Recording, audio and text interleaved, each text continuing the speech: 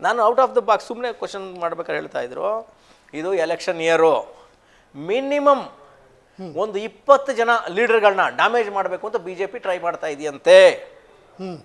B J ಪಿಯ ವರಿಷ್ಠರು, B J ಪಿಯ ಸಂಘಟನೆಗಳು ಮಿನಿಮಮ್ 20 ಜನ ಕಾಂಗ್ರೆಸ್ ನಾಯಕರನ್ನ ಡ್ಯಾಮೇಜ್ ಮಾಡಬೇಕು, ಲಿಟ್ರಲಿ ಡ್ಯಾಮೇಜ್ ಮಾಡಿಬಿಡ್ಬೇಕು. ನೀವು ಇಮೇಜ್ ಕಟ್ತಾ ಹೋದ್ರೆ ಅದರ ಕೆಡವಬೇಕು ಅಂತ ವಿಪಕ್ಷ ಕಾಯ್ತಾ ಇದೆ. ನಿಮ್ಗೆ ಯಾವತ್ತೂ ನಿಮ್ಮ ಸ್ನೇಹಿತರಾಗಕ್ಕೆ ಸಾಧ್ಯ ಇಲ್ಲ. ನಿಮ್ಮ ಆದರ್ಶದ ನಿಮ್ಮ ಕನಸದು ಎಲ್ಲರೂ ವಿಶ್ವಾಸ ತಗೊಂಡು ಯತ್ನಾಳ್ನ ಜೊತೆಲಿ ಕರ್ಕೊಳ್ಬೇಕು, ಯಡಿಯೂರಪ್ಪನ ಮಗನ ಜೊತೆಲಿ ಕರ್ಕೋಬೇಕು, ನಿರಾಣನ ಜೊತೆಲಿ ಕರ್ಕೋಬೇಕು, ಸುನಿಲ್ ಕುಮಾರ್ನ ಜೊತೆಲಿ ಕರ್ಕೊಂಡು ಹೋಗ್ಬೇಕು, ಎಲೆಕ್ಷನ್ ಟೈಮಲ್ಲಿ ಫ್ರೆಂಡ್ಲಿ ಗೇಮ್ ಮಾಡೋಣ, ಅದೆಲ್ಲ ಆದರ್ಶ ಅಷ್ಟೇ. ಆದರ್ಶ ಲೊಳಲೊಟ್ಟೆ ಈ ಸೊಸೈಟಿಲಿ.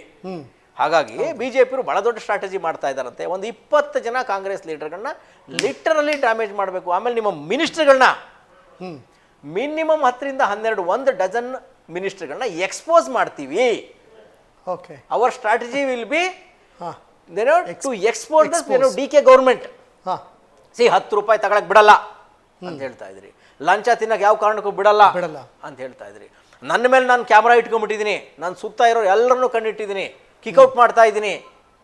ಈ ಮಾತುಗಳೇ ನಾಳೆ ಒಂದು ಸಣ್ಣದ್ರಲ್ಲಿ ನಿಮ್ಮ ಮಿನಿಸ್ಟರ್ಗಳು ಯಾವ್ದಾದ್ರು ಸಿಗಾಕೊಂಡ್ರೆ, ಒಂದು ಸಣ್ಣ ಎಡವಟ್ಟು ನಿಮ್ಮ ಆಫೀಸರ್ಗಳು ಮಾಡಿದ್ರೆ, ಇವತ್ತು ನಡೆದೋಯ್ತಲ್ಲ ಗುಟ್ಕಾ ಕೇಸು.